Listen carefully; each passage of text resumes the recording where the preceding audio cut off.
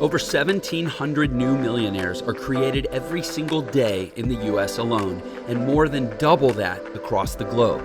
They're people from all walks of life, most of them people just like you and I. So the big question is this: how are so many people who didn't inherit money or have any special advantages overcoming the odds and becoming millionaires? That's the question, and this show will give you the answers. My name is Jeff Lerner, and welcome to Millionaire Secrets.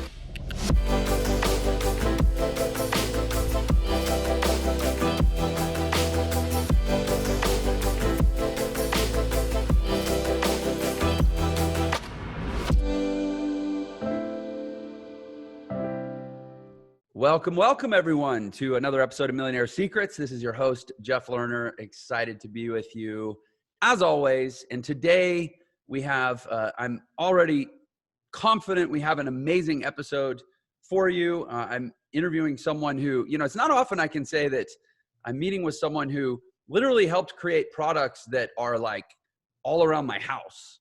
And today that is the case. In fact, I would say his products are near and dear to me because they touch my baby's butt. Yes. And that is Christopher Gavigan, the co-founder and former chief product officer of The Honest Company. Many of you are probably like, oh yeah, I buy their wipes or towels or whatever they do. And then, but he's also the author of a best-selling book, Healthy Child, Healthy World. I'm very much an advocate for children, so I love that. And he's recently founded a CBD brand called Prima and previously worked in the nonprofit sector. Super interesting guy with tons to talk about. Christopher Gavigan, welcome to Millionaire Secrets. Jeff, thank you for having me on. I appreciate it. Yeah, I'm really grateful you're here. This is a conversation, like I said, that I'm genuinely excited about. Although I try not to have guests on my show that I'm not genuinely excited to talk to. So that's pretty fun part of my job. But yeah, so let's take it back. I mean, yeah, as I was kind of sharing with you, I really like to dig into the entrepreneur as much or more even than the entrepreneur's business. Yeah. And I want to make sure you have time to share about your business as much as you desire. But I'd really like, if you wouldn't mind, to go back like almost to the beginning, whatever you consider the beginning. Like, when was that moment when you were like, you know what? I don't think I'm going to go, clock in and work at a cubicle every day. Like I'm going to kind of chart my own path. When was that moment for you? I would say that moment came when I was a freshman in college. Okay. And I was at a small liberal arts school back east. That's where I grew up in New York and Connecticut. And I was miserable. And I knew that I didn't want to focus any part of my life on a traditional finance or business at that time, in my world, a business arena. And I wanted to focus on this idea of serving others in the world of health and wellness and the environment, and very much motivated by all things environmentally conscious and sustainability thinking. And it was then that I decided to come out to California. And I did my undergrad at Santa Barbara, which is the largest and oldest sustainability and environmental sciences program in the country from a education perspective. And what they've done is they've taken just a beautiful collision of and multifaceted approach to education and bringing in many theories and thinkers around and that rally around health and wellness and the environment. And so it was then that I wanted to do that work, but I don't have so it was very science leading, but I don't have a traditional pedigree in business and building brands. It was only after I fell into the conversation of how do you connect, how do you communicate, how do you teach and contextualize some of the science that I was learning. And what I was very native and natural for me to do was to communicate. And communicate with emotion and credibility and trust. You need to do that in a way where you tell a remarkable, better story at the end of the day. And if you're going to motivate people, who are consumers and people living their day-to-day lives in a world where you're going to positively impact the planet and that person and their health outcomes, you really need to understand what they're putting in, on, and around their body and what they're buying in the marketplace. And so I saw that amazing collision after college when I was working in the NGO space, that I felt like, God, there needs to be a better brand. There needs to be better science and ability to contextualize the science. And then you need to really be driven by, and which I was just growing up as one of 4 boys, this ethos of commitment and this moral, this just higher ground of a sense of service and purpose that my father and mother instilled and taught and were examples and led by. So it was a really interesting non-traditional path into the world of business. Yeah, it sounds like it. It kind of reminds me, although admittedly he came from a more corporate and kind of finance type of background, but I had Dave Asprey on the show not too long ago from Bulletproof. No, Dave. And it's kind of the same thing. It's like I'm going to solve a problem that could help gazillions of people, and then at least having solved the problem or having an angle of attack on the problem, I'm going to build a brand around it. Yeah. And it can go really big. It's amazing how much traction you can get when you're actually doing good for people, right? And when you're actually living your truth, like you don't have to force it. People can sense it. They can sense detail. They can sense true consistency of your value set. Like, I hate the word authenticity. I think it's overused and bastardized and just like, what does it mean anymore? Ultimately, it's a sense of knowing yourself and doing that time and time and time again, where you can deeply connect and be repeatable time and time and time again. People love consistency. That's safe, that's trusted, that feels like a place that people can rely on. And I people will buy that and align with that all day long. Yeah, and I'm not a huge fan of the word authenticity, but I suspect we are both big fans of authenticity. Fact. It's the word that's been abused and mangled, but the concept is great. Like you said, is there, yes. Living your truth. In fact, by the way, I'm going to suggest, you know what? I think that's it, folks. Episode's over. Hope you enjoyed this episode of Millionaire Secrets, because honestly, we could stop right now. Yeah. Clearly, I'm joking, but we could stop right now. And if all people took from this was like, serve people, create solutions, and then build a brand around that, and also live your truth, like, that's it, man. That's, I don't know if we have, everything else is just details, right? Yeah. Look, you don't have to have a vision or a master plan, which I never have. I'm not a very good planner, but I know how, I know, and it's very natural for me to want to help and partner and connect with people on this path of doing something that's better. And I love that incrementality. I mean, people will tell you, like, my churn and my pace is remarkably, sometimes really bad and really fast. Yeah. But I there's an urgency that I have, and I want to upkeep, because I feel like, God, someone's got to do it. And if it's not me, then someone else is going to do it. But like, let's do it together. So I love as they say, that an organization is dictated by the pace of its leadership. And at the Honest Company, early days, I used to run around the office very intentionally.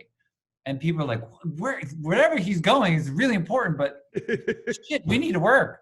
Yeah. And was outside of like driving energy. It was like just driving excitement. And I believe that it's an exciting time to be an entrepreneur, because we get to, outside of the resourcing that we have now more than ever, on tools and systems and operations and methodologies and protocols and standards and how you like build shit. We have an opportunity to really build something that's hyper personal. Yeah. That you've heard the minimal viable audience, right? Like, just get a few people to get really excited about you. Seth Godin talks about this all the time. Yeah. Like, secret of leadership is simple. Like, do what you believe in, paint the picture of the future, and go there. And you're going to get some people to follow. Yeah, I mean, so much wisdom in what you just shared, and I have a completely virtual company, so running around doesn't serve any purpose. But I will say, it's one of the reasons I get up so damn early. I get up between 3 and 3:30 every morning, Well, And I mean, if I'm being honest, 50% of that is because there's just like literally I need the time to get everything done. right. But the other 50% is I just like being able to tell my team and live in a truth to my team. Look, guys, I get up at 3:30 every morning. I'm not asking you to work any harder than me. I'm not asking you to care more. I'm not asking you to start earlier. I will be the pace car. And as long as, and you know, as a CEO and a founder, like I'll be the pace car until we're done. You know, it's not like, oh, well, I'm working really hard now so that I can go hang out on a beach while you minions do all the work. No, like I love that, being in your truth. And my experience too, and I'd love to hear more about how you built the company, although I might say not yet, like I don't want to jump ahead, but tell me though, I mean, it's so cool when your truth is integral to your brand, and it's also integral to your culture. It's as internal as it is external, and everything just becomes this very consistent and congruent culture. We don't have to like, you don't have to be like, well, you know, we're in the boardroom, so we're going to be this way, and then now we're addressing our whole team, so we're going to be this way, and now I'm on public shooting a commercial, so I have to be this way. It's all just one way. Yeah. I mean, that's not true at a lot of enterprises, frankly. Yeah, you're right. And for me, that was it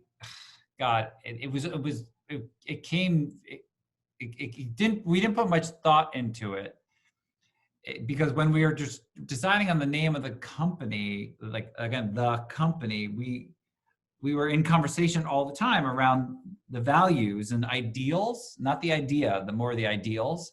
Mm-hmm. And this ideal of honesty just kept coming up more and more. A transparency, accountability, relationship, empathy, information, just again, connection. Yeah. And so it was a very, very intentional insertion of the honest company.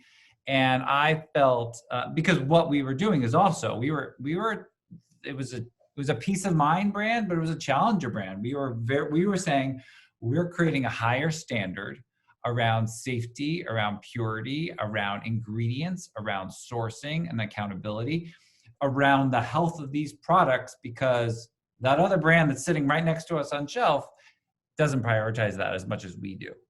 And so that's a known target, and that's a conversation starter, as well as a very much category and paradigm aggravator. Oh, yeah, because you're basically saying everyone else is the less honest company. That's right. I love it. It was intentional, and it cut both ways many years. And but it's certainly a way, because again, what was I doing in my nonprofit space was I was collecting the data out of medicine and research and academia around purity, around certain toxicants that were causing us harm, causing the world harm, but causing people harm. Whatever you put in, on, and around your body will go inside. And 95% of all cancer is not genetically linked. It's linked to some trigger or some moment that happens to you in your personal environment. So the environment is not out there. It's actually in, on, and around you. It's where you're sleeping. It's what you're eating. It's what you're wiping your daughter's body with. It's how you're cleaning her hair. So all of that we became, and like, so that, again, in doing the work on the environmental sciences side as undergrad, then rolling into the science and collection side, I was like, oh my God, people need to know.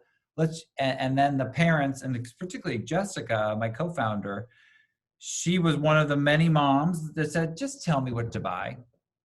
Just do the work, do the science and formulation, be fanatical about the standards, but just tell me what to buy, because I'm going to outsource my trust to you. Because ultimately, that's what consumers do. They walk into a retailer and they're outsourcing their trust to the brand and to the retailer. You've done the work. There's got to be some safety standards. Not really. Minimal safety standards here in the United States on pre-market safety testing and ingredient testing. And so when we came to market, the best No More Tears shampoo that sat on market didn't have very favorable ingredients as far as we were concerned. And certainly some were known to be health harming. And so we wanted to create something. It started with 17 products, and then over the last, 6, 7, 8 years, it's rolled out to quite a few products in 4 different categories: body, home, baby, and now beauty, that really is trying to set a standard on, yes, efficacy and performance, but also natural and safe and plant-based. Yeah, I mean, it's kind of interesting for a variety of reasons. I've had some familiarity with like FDA approvals and that whole stuff. And it's pretty much like they're really concerned about things that you ingest. Yes. Unless it's obviously like a transdermal medicine or something, but there's no regulation or even really much mind paid to just things that you touch. It's true. Right. Yeah. And that's really interesting because I know, in fact, actually, I've got a family member right now who's going through cancer, and looking at the the causality. Yeah. It's always, I mean, we know this stuff is happening. I mean, yeah. I mean, look at heavy metals, known cancer-causing agents in shampoos and foods, pesticides and insecticides sprayed on our food every single day. It's a hard world when you look at it, and when you double click into like a parts per million, parts per billion. Yeah. Right. The world, a toxicologist would tell you it's not the dose that makes the poison, it's the poison that makes the poison. So if you're ingesting these things and there's chemicals of concerns, you better have a precautionary principle that surrounds your philosophy of living, of take it better safe than sorry, like your grandma used to say, right? Just be more focused on the brands and on the things that you're bringing into your life. Because typically a more traditional brand, yes, it's shifting into natural and clean and more safe. That conversation and so proudly honest, and some of the work that I've done has had a conversation agitator and been part of that shift in the marketplace. But it's imperative because people are getting harmed, and a lot of science will show direct correlation and causation with certain toxicants and certain chemicals of concern. Yeah, again, it kind of reminds me of Bulletproof from the standpoint of it's taking a stand, it's having like an ethical and in this case health related position, but then I want to talk about this. It's about actually effectively getting your brand connected in almost like a heuristic top of mind way where like your brand means the value or the belief, right? I mean, I would say Apple has done it in a way. Tremendously. Bulletproof has done it. Yeah. You guys have done it. Like Mini Coopers, they've done it. I mean, it's quirky. It's from all around the economy, but there's certain companies that have just dialed in. And I think about Simon Sinek's Start With Why TED Talk, which I'm sure you've seen. People do business with people who believe what they believe. Yeah. They don't buy what you do, they buy why you do it, right? That's exactly right. I'm actually going through the process right now. I've got a 2-year-old company. We've only really been selling products in the market for less than a year and a half.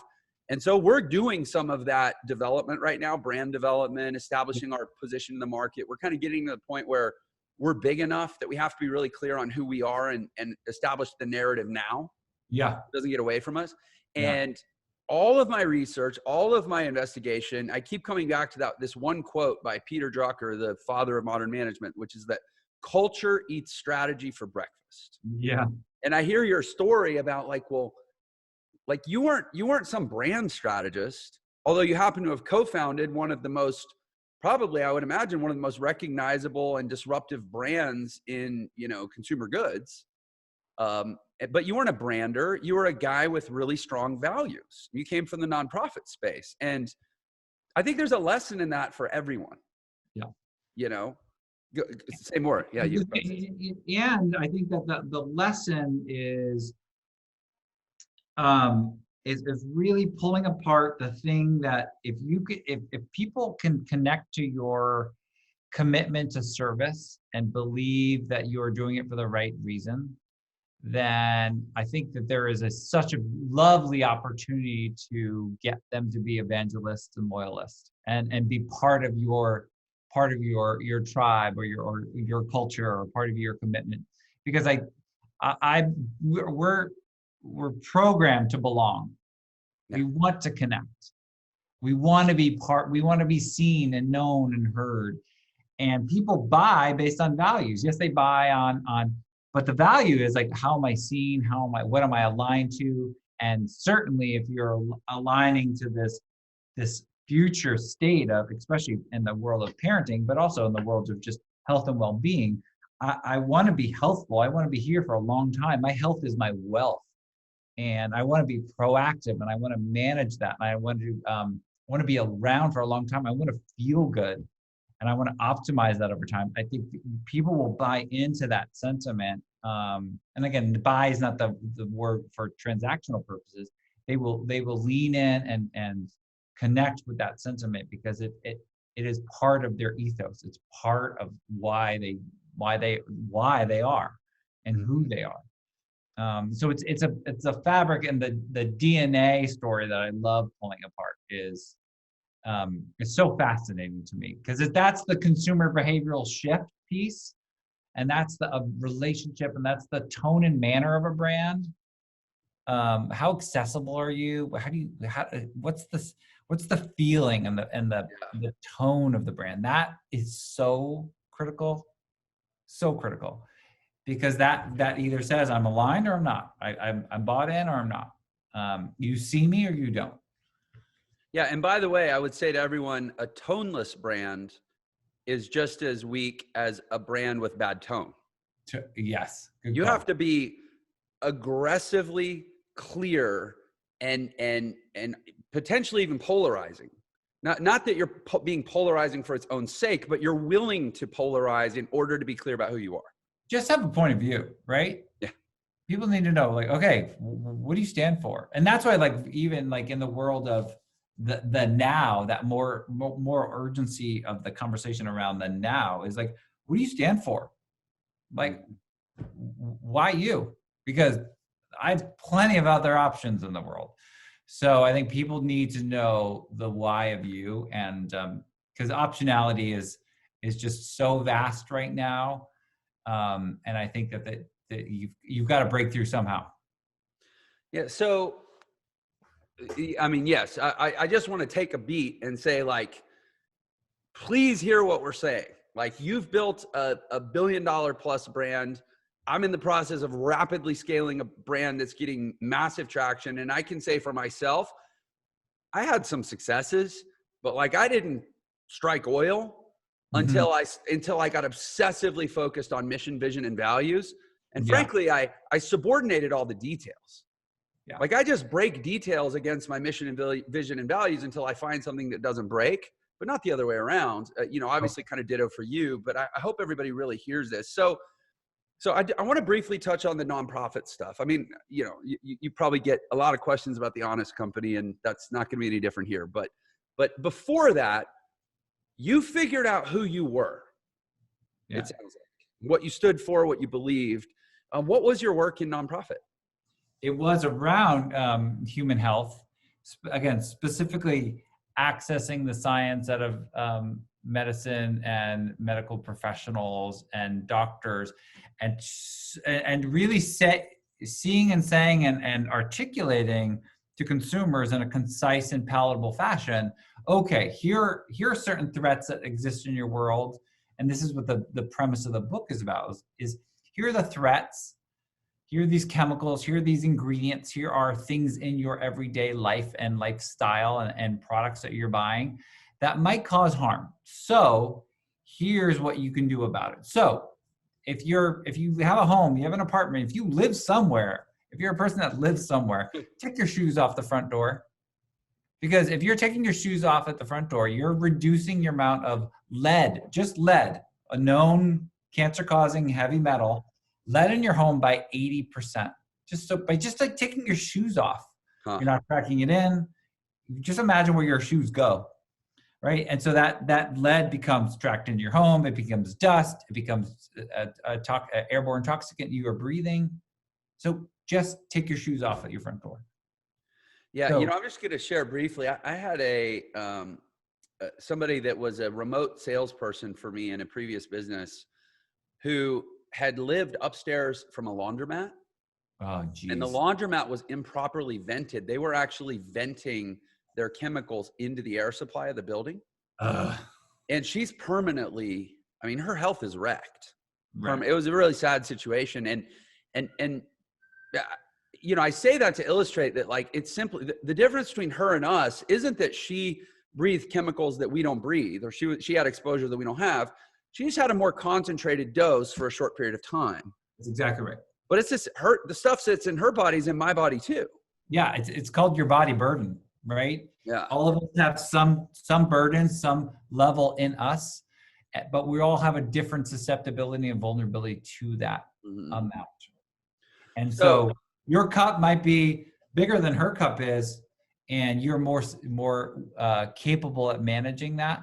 And you, through lifestyle habit, better sleep, more water, better multivitamin, but also just how you manage your life, you're able to withstand those threats, whereas she might not have been able to. And that's why in this new world that I'm in the world of functional botanicals and therapeutic herbal-based supplements and skincare and body care, the outside of living a clean and non-toxic life, that's like dial tone right now. We know that that's what we all need to be more conscious about. So now, how do you get your body to repair and restore and optimize and thrive? And that's, for me, as the shift in this career from NGO space to Honest and now to Prima, having that dialogue and discovery with consumers is really fascinating, because the last 10, 15 years in the medical and physiological world of science has been remarkably strong and positive on what we're discovering and how to manage the body and how to equip the body through lifestyle behaviors and habits, but also through phytonutrients and supplementation, how to equip the body to withstand and be more durable, but also heal in a case where you might be in a place of disrepair or high inflammation. So you did the nonprofit. What year did you finish college? So I finished with the college in 1997. Okay. I taught science for 2 years and did outdoor schools with and adventure schools for teenagers through the early 2000s. And then it was in 2002 that I started with Healthy Child, Healthy World. And I was there for just about 8 years. So I was there till 2010, wrote a book. And that was the name of the NGO? Yes, name of the NGO, Healthy Child. And you wrote a book by that name as well? With their permission, I presume. Yes. Yeah. So I was the executive director and CEO for that nonprofit. And then overnight, again, off of that problem solution, tell me what to buy, please. Yeah. And me trying to vet the marketplace and I was working with Target and Whole Foods and 7th Gen. I was working with all these brands and retailers. I was like, God, there's not one brand I could really point to. I feel like we could do it better. Like, again, I know the science. How do you build the sourcing and the manufacturing and operational sophistication? That's hard. How do you put high quality ingredients inside of a bottle? That's hard. How do you preserve? That's hard. And so outside of Jessica and I, there are 2 other co-founders, Brian and Sean. Brian has tremendous pedigree and capability in the world of online and performance marketing and online subscription-based business. And Sean was a phenomenal operator and general manager. And together we all really were a nice 4 legs of a very strong stool to ignite that brand off the ground. So, I've seen enough Shark Tank to know that a retail consumer goods business is very capital intensive, very logistics intensive, very, knowledge intensive, frankly, relationships intensive. I mean, if you want to be in a grocery store, it helps as much to know someone, it's who you know as much as what you sell. So like all that to say, I mean, how did you kind of go from vision to pull the whole team together and actually be able to execute in a pretty, again, from as an outsider, what looks to me like an insanely competitive space? How'd you pull it off? Mainly because it's competitive. Well, we started online. So this is 2012. Okay. So DTC was in its early innings. Mhm. And That's direct to consumer for anybody that doesn't. yeah, it was in the early innings. I mean, really being a digitally native brand at launch. Yeah. And so we were digitally native for the first 22 months of that organization. The first retailer we went, it was a small boutique here in Southern California. And then we went into Costco. And So then you we already went had critical mass. I mean, because Costco doesn't even talk to you if you can't demonstrate that you can fulfill. So exactly right. So we are able to really demonstrate a capability there. And then we went into Whole Foods, and then we went to Target, and then it rolled really quickly. I think we get your stuff at Target still. Yes. I don't have a Whole Foods in my town. So yeah. Okay. So was there, did you have to raise money to get it off the ground, or by going digitally native? Initial round of venture capital, because again, Brian had tremendous relationships and it was a outstanding entrepreneur and igniter of brands. Mm-hmm. And so we raised money from venture capitalists up in Silicon Valley, in fact. And so we really built, we're hybrid, right? We were a brand, but we were also a platform, this content platform, but digital engagement and sales platform.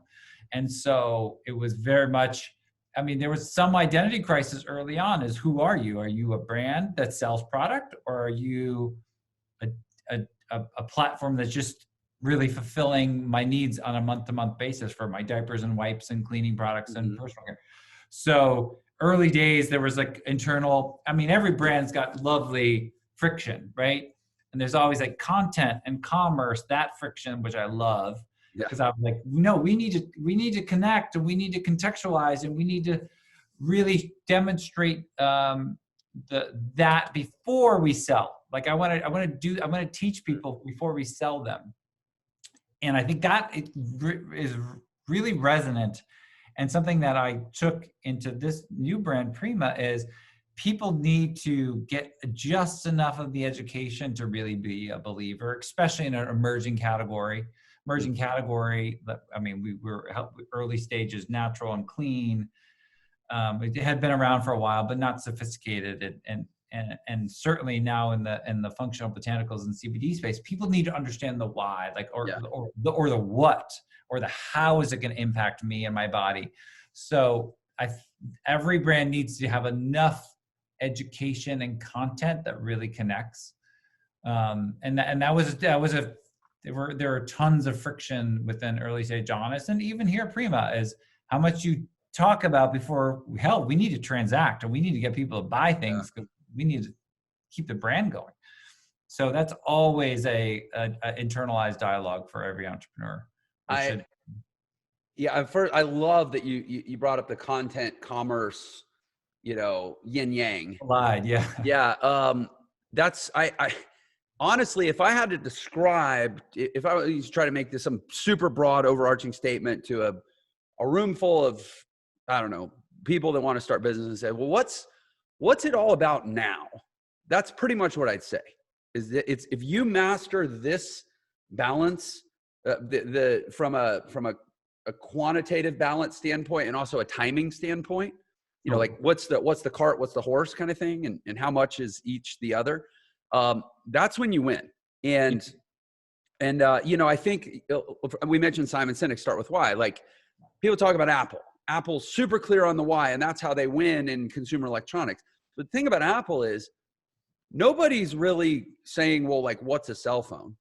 Nobody's saying what's a laptop, and nobody's really saying how does a cell phone or a laptop impact my life. So they get to be myopically focused on why to a large degree. And it's only occasionally that they need, Steve or Tim or someone to walk out and say, okay, here's a new thing, and this is the what it is, and this is how it's going to impact your life. Like, they kind of get to take those for granted. But go ahead. I was going to say, but people are buying, they're buying a tool, but they're really buying the values and the feeling and the like, how, again, the vibe.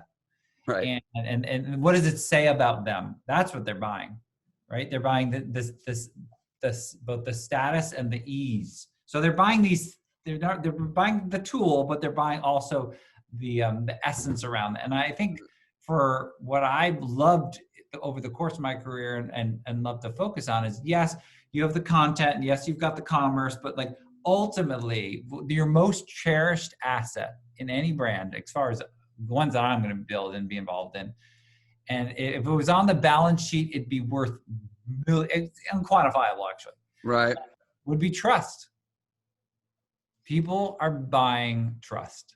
They're buying credibility and a sense of relationship, and they're embracing, yes, you're articulating your mission, you're articulating your purpose and your why, but they're buying that value of trust more than ever. And I think it's probably the easiest, the hardest to build and easiest to lose if you do it. Yeah, you can spend a decade building it and you can destroy it in a day. Yeah. Yeah. So, and by the way, if you heard me typing, it's because I typed that down. I said, your most valuable asset in any business is trust. Yeah. Especially, so I'm going to ask for somebody, and it's true now. It's just as true in what you're doing now with Prima as it was in the Honest Company. The only difference, I guess, is in the Honest Company, you literally named the company. Essentially, you named it, You Can Trust Us, right? I mean, the Honest Company is kind of audacious. I love that. But what would you say is tactically, beyond just saying forgive the term, authentic, live your values, what would you say tactically is how you actually go build trust in the market with and it applies across the board. It's to your consumers, your customers, it's internally with your team, it's on the front end with potential investors. I mean, across the board, how do you become a trustworthy business person in a market where trust, frankly, is at an all-time low? Yeah, I think I keep coming back to this idea of, I think you need to do the work on yourself in order to do that work. And I think you need to be stripped down and understand, because I believe that self-awareness or awareness of self in the marketplace or with you in a system is probably your biggest asset. Anyone can be taught skills and approaches and operational systems, and like you can be taught that stuff, but you can't be taught and you can't build relationship unless you know yourself. And you've got to be willing to be vulnerable and say what you don't know.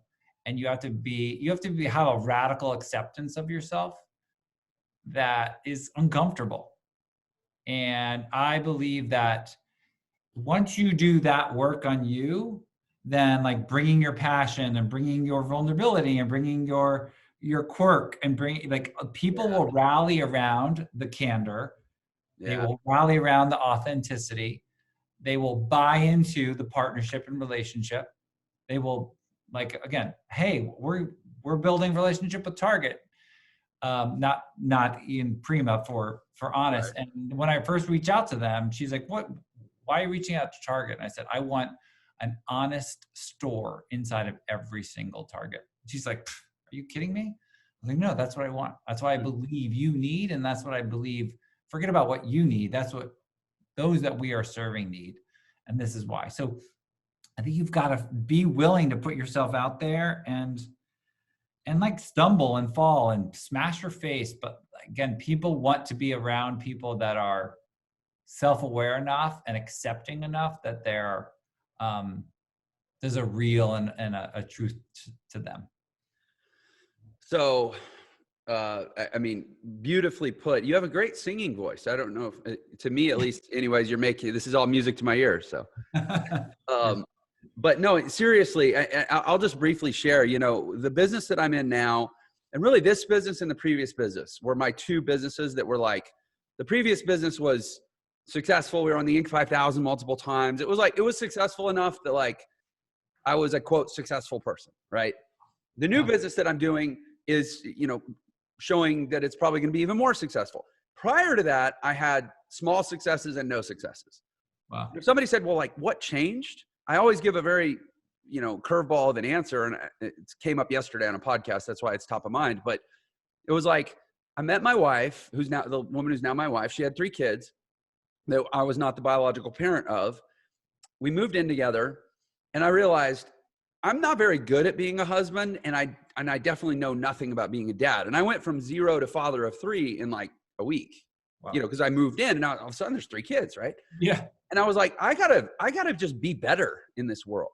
So I went to family therapy and said, Mr. Therapist, I got a lot of crap I need to work on because I want to be a good dad and a good husband. Help me. One of the first things he did was he gave me a test called the Taylor-Johnson personality analysis. Cool. And it rates you across, different poles, empathy versus callousness and, aggression versus passivity, and, all that stuff, right? Or I guess it would be assertiveness versus passivity. There's typically a good pole and a bad pole. Yeah. On a scale of 1 to 100, my empathy was a 4. Ooh. I'm an only child, man. I never really learned to share or to care. Yeah. And that didn't bode well for husbandry. That didn't bode well for fatherhood. And in hindsight, I realized it didn't bode well for business success. Yeah. Fixing that, I spent 2 years, at least, probably close to 3, I guess, by the time I retook the test.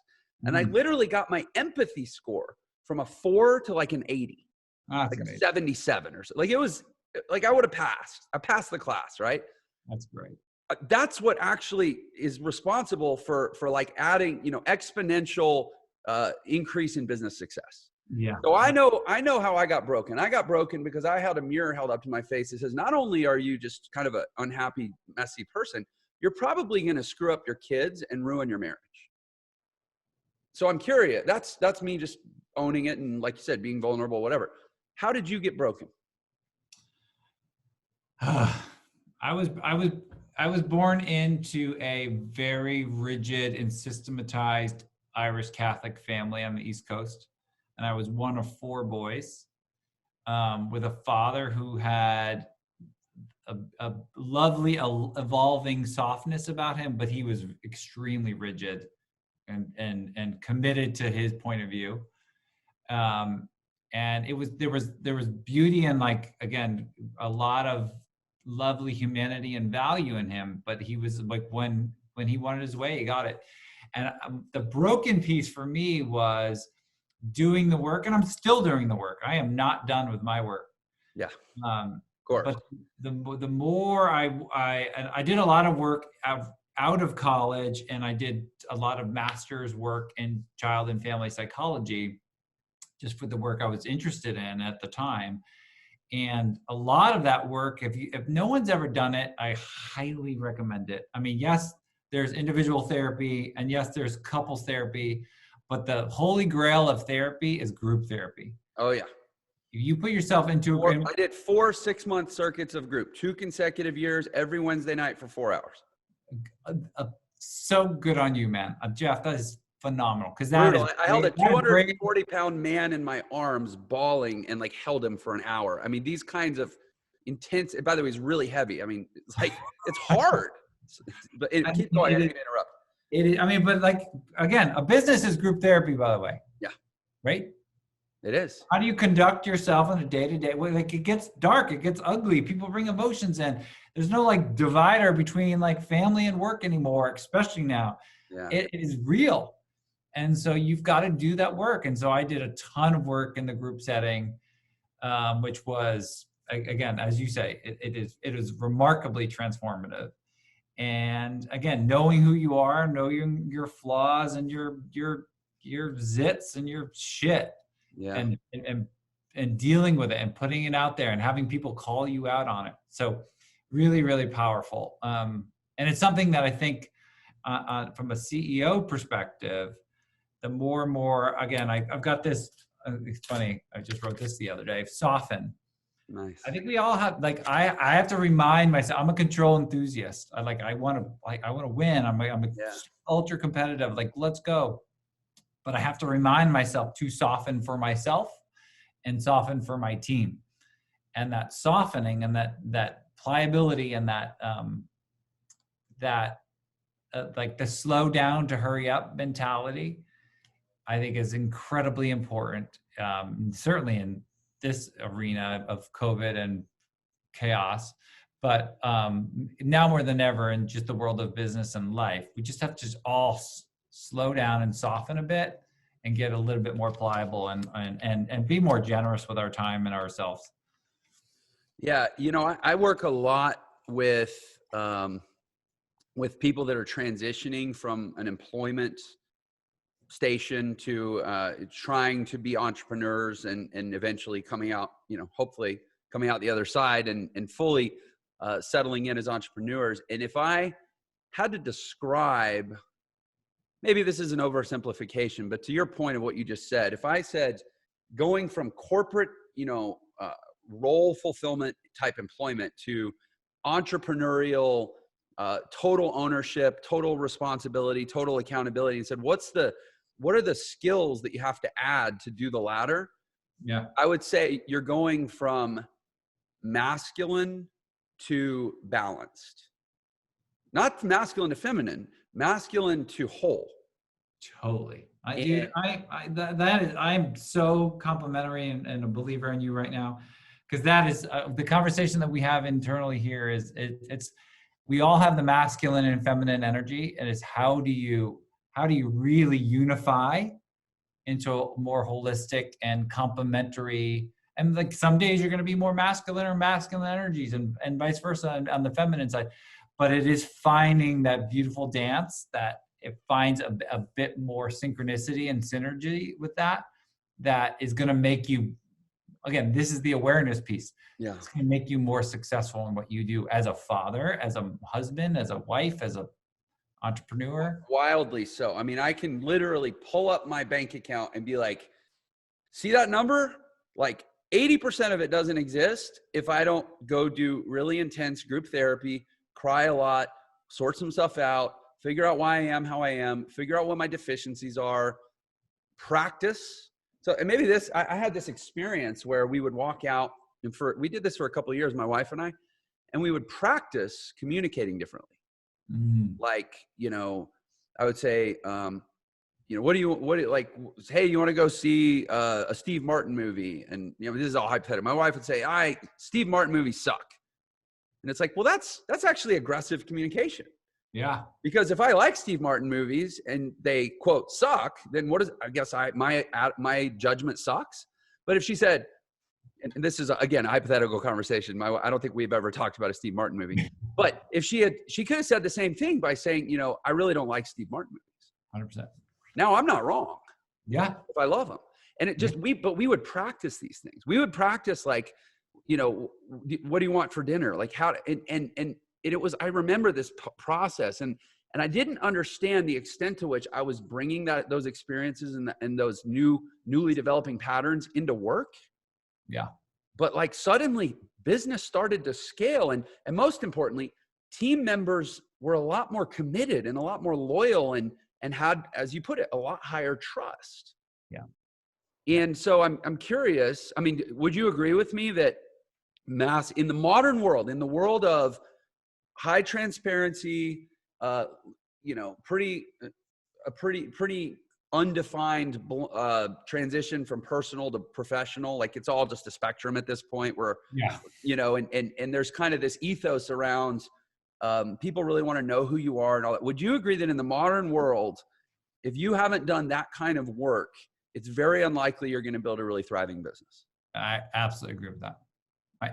Because people are gravitated to the generous and the safe and the excitement again, connection and relationship. And in a world where there's an erosion of faith and belief in healthcare, government, the medical industrial complex, business, like our job is to build that trust, is to build that relationship. And so we have to, I think people in greater numbers now more than ever are looking for a better lifestyle and better relationships. And they're wanting to, everyone's optimizers. No one wants to be like in the status quo anymore. Every single day you can do something that's again, 0.1 to 0.001% better. Yeah. And I think people feel that need. And that's why, it's until things become like, it sounds like it's rhetoric, right? Or ideology, until it becomes like a reality and science-backed, and like people start seeking those solutions. And I think that's like now more than ever, that's why I love like colliding science and and just like the human nature side, as well as the natural side of the environment. And I think there's such opportunity there.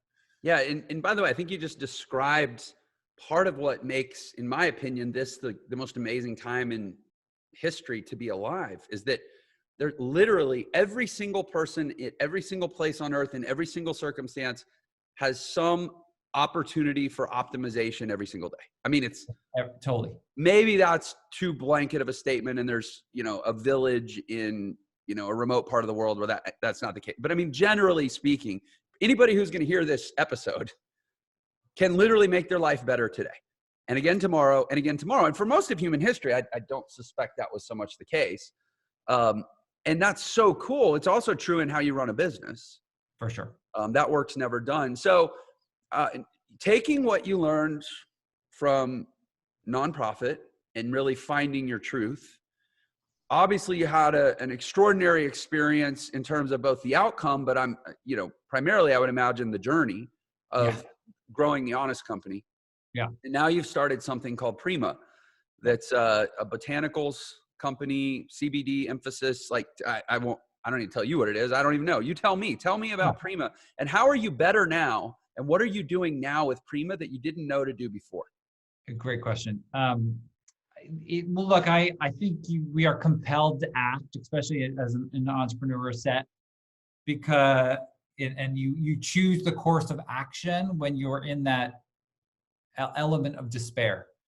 And I think action is that antidote for despair. Oh yeah. And I don't wait for people to fix it or emotion. Emotion means from motion. Totally. Right. Yeah. Love that. And so I in a world where I was looking at these epidemics of health and disease, but then I wasn't addressing the one that I was experiencing most, which was stress, right? I was building companies, I was building family, I was building life, but it is exhausting and fatigue inducing and chaos. And my body was I am trust me, I'm hyper vigilant about my body and my what I put in my mouth. I've been vegan for 25 years or plant-based for 25 years and hyper vigilant. And I was like, wait, why am I not feeling good? What's the problem? And so again, leaning into the science and data and understanding that we've got this body system, this newly discovered body system in the last 25 years called the endocannabinoid system. And we're at this moment of a tremendous foreshadowing of here's this fear-based prohibition around cannabis, global cannabis, and that's being fueled by facts and medicine and research and now evolving legislative solutions. Right. And then you've got these consumer, patient, and client experiences. And so I was like, oh my God, here's opportunity. And but no one's really doing the brand work and the trust work. And no one's really doing the content and connection work. And then I felt on the product side, it was abysmal.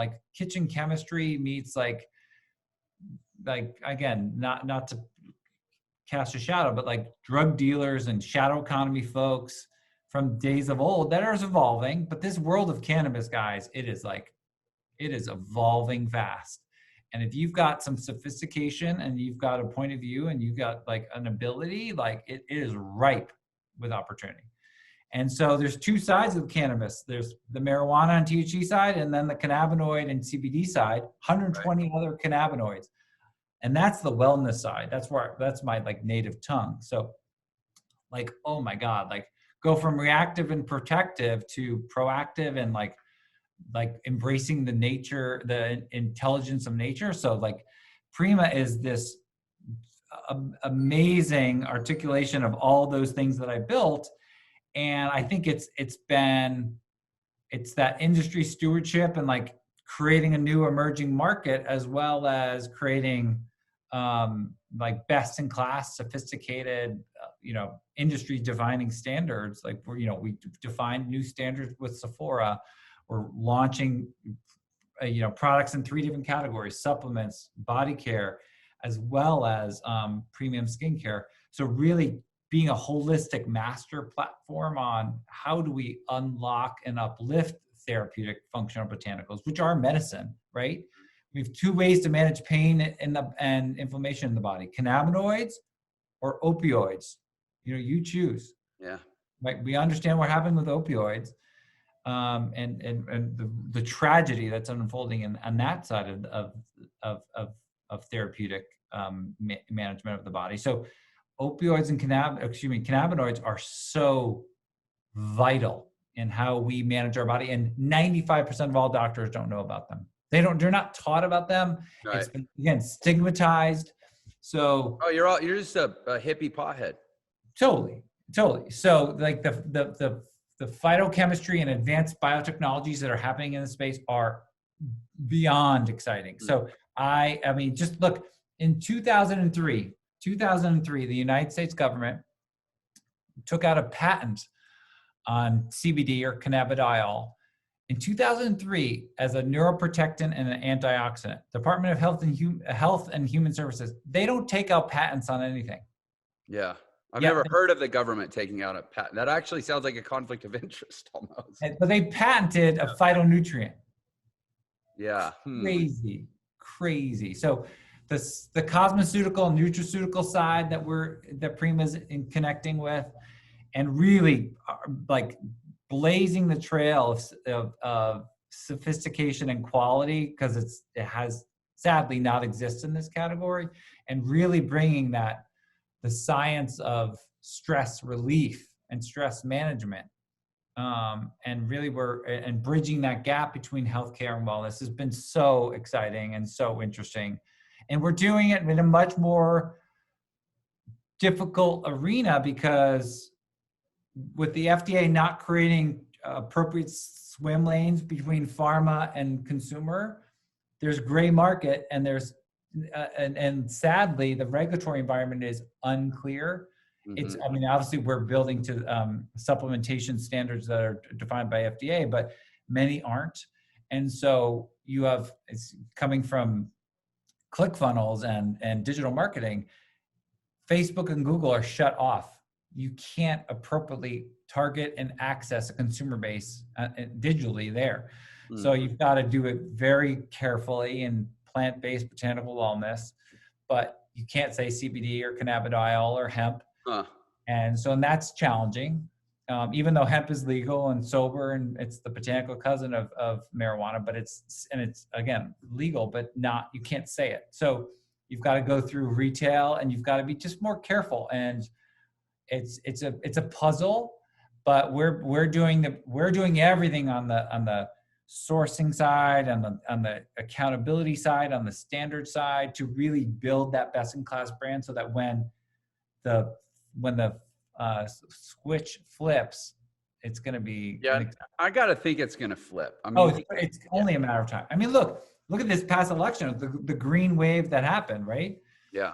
We got the blue wave, is the green wave. 5 states further medical and recreational cannabis. I mean, it is here. It's here. Which I will happily go on record as saying I could not be more of a supporter of. I in the last 5-6 years have had two family relationships, but both my wife's parents, her mom and her dad, who passed away from cancer in the last 6 years. And I got to like viscerally and visually experience, this is what opioids do to manage pain. This is how opioids contribute to the deterioration of a chronic illness. Fact. Or degenerative illness, as opposed to, and I'll own it, I don't think anybody's going to come arrest me. If I drive across the border into Nevada, grab some good, marijuana and cannabis-based products, did you catch that? Based products, and bring them to my family for palliative, purposes. It's night and day. Night and day. Like since that experience, I have been literally like a pissed off person when it comes up that there's still any resistance to the medical application of even cannabis, but especially cannabidiol. Yeah. Which you can't even get high from. No. I mean, look, this body system, again, it's this endocannabinoid system. We produce we produce cannabinoids in our body. Mom is passing cannabinoids that she's natively making through her breast milk into her baby. We have them in our body. This is part, nature's not out there. Like, we are nature. Right. It's a native physiological process that we've had over eons of time. So and these receptors, this cellular receptor network is in our body, in our organs, in our cell tissue, in our brain. It's all over. And so in order to bring, if you engage and excite and soothe that system, you're bringing down the body's pain, inflammatory, stress response, so that the body can actually go in and be restorative and come into a state of homeostasis and balance, reduce that parasympathetic nervous system of fight or flight. Like, when you're in a fight or flight state, stress state, your immune function, it goes off. Your digestive system goes off. Your ability to manage cleansing and restorative processes in blood and urine, they're all shut down. Yeah. And so, like, look, we're in a digital, addicted, like, hyper stressed reality. The modern world is pretty chaotic. So we have to be very attentive to that system and how we manage it. And, like, look, again, I think it's the most transformative discovery in the last 100 years of medicine, and so many doctors are believing in it. And it's an exciting time. And again, it's only a matter of time that the acceptance comes more globally, but you need people on the brand side that are doing it right in order to really commit and getting consumer acceptance more broadly. Yeah, I think it's great work. And I think it's so cool that you've essentially tackled, the toxicant issue first on the preventative side, and now on the restorative side. Yeah. Again, wherever you go, there you are, right? Your mission, your values, they're present, and you could probably spin off 10 more businesses, and your mission and values would always be present. I think it's very, very cool. And unfortunately, I literally have another interview in 4 minutes, and I can't keep talking, but I'm so eager to. This is something I feel really, really passionate about. And I'm so grateful that people like you are, willing to endure some stress and risking capital, risking time, being the trailblazers. It's not easy work, blazing trails. And I'm grateful you're doing it on this. Super satisfying. Super satisfying. Again, when you're serving others and getting them to a better place, I call customers every week, and to hear their voices and to hear their transformation and them to heal or just feel better. Again, incrementally better. It just, it fuels me. It is the thing that keeps me going. So, and look, this has been super great, Jeff. I'm sure we could do another one. For sure. Yeah. And I would not be opposed to that. Me neither. But if people want to reach out to me directly, I typically do this whenever I talk. Call me or email me. Email is christopher@prima.co, or call me at 310-849-5093. Call or text. And I love to be there for entrepreneurs and other people. That is a powerful open door offer / call to action. I want to tell you, I've done probably close to 100 of these episodes now. I've never had someone give out their phone number. That says something very, very cool. And I'm going to reiterate, your most valuable asset. This was, I wrote a few things down, but this is the one that is at the top. Your most valuable asset in any business is trust. And I think you can invert that to say, if you've got a business problem, you've got a trust problem. Yeah, I agree. And start there. I agree with that. Don't go lay off half your team. Figure out why they don't trust you. Because if you just go lay off half your team and hire new people, they're not going to trust them either if you haven't solved that problem. What about socially? Can people follow you on any of the platforms? Yeah, I'm on Instagram. I'm very active on LinkedIn. So it's Christopher. Okay. We'll get your links and put them in the description wherever this appears. Christopher, this has been amazing. I'm just so grateful that you're here, man. This has been tremendous. I do hope we can visit some more, maybe do another episode. Great. And I just want to say thank you for being on Millionaire Secrets. Thanks, Jeff. I really appreciate your time. And thanks to everyone out there. You are the best part of this show and why I do what I do. I will catch you on the next episode. Thank you for watching Millionaire Secrets. If you enjoyed this episode, please share it with your friends and leave us a comment below. And don't forget to subscribe and turn on notifications so you know whenever we release a new episode. Also, if you want to learn the fastest way to become a millionaire in the new economy, click the link in the description below to claim your free copy of my book, The Millionaire Shortcut. And don't forget, Millionaire Secrets is available on all the major podcast platforms as well. Subscribe wherever you listen to podcasts so you can listen on the go. Thanks for watching.